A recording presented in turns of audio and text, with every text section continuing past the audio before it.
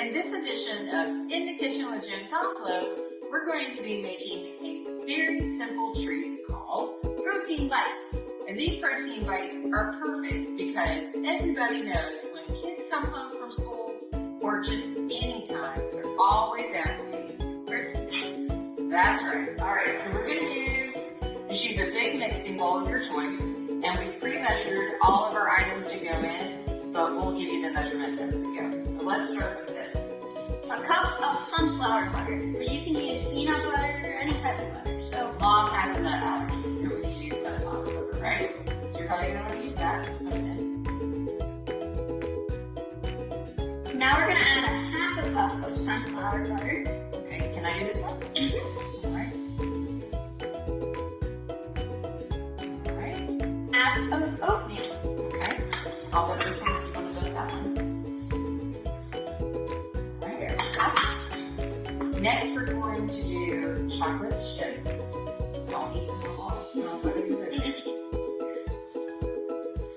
And you can add any types of toppings. So this one is chocolate chips, and then we're going to put coconut, which is a cup of coconut, but we've seen them with raisins and cream raisins and all sorts of stuff. So just, be creative. Now we have the cup of chocolate chips, a cup of coconut, and the last dry ingredient for this is, do you know what this is called? So this is flaxseed. So this is a great nutritional item to add to these, so it adds some protein to the protein bites. So this is 1 tablespoon of flaxseed. And do 2 tablespoons of honey. Perfect. Good job. And also, we'd like to give a special shout out while Parker's getting the vanilla to Lorraine Fritter, who is one of our Jen Tonslow members and provided this awesome apron. So thanks to our viewers. That's okay. All right, now we have everything in the bowl. The only thing left to do is mix. We've mixed it a lot. It looks like this now. So the next part, don't be shy because you have to do this by hand and roll them up, right? Okay, so we're gonna get each of us half a spoon. We're going to take 1 spoonful, get it on your hands, roll it. It will be sticky, so just know you probably have to do intervals of washing your hands in between just to get some of it off so you can keep rolling them on out.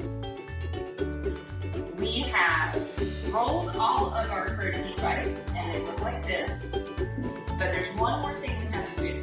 We have to put them in the freezer. That's right. Now, the recipe says you can put them in the refrigerator, but we can't really leave them that long because we really like these. So they're going to go in our freezer for about 20 minutes, and then we'll take them out and we'll be ready to go.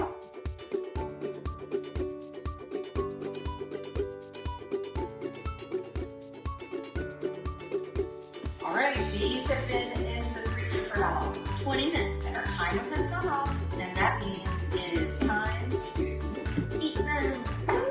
eat them. So remember, if you would like to try this recipe and many more, check out carolinacountry.com, or you may have even gotten a magazine this month filled with great articles and some really tasty recipes. So let's dig in.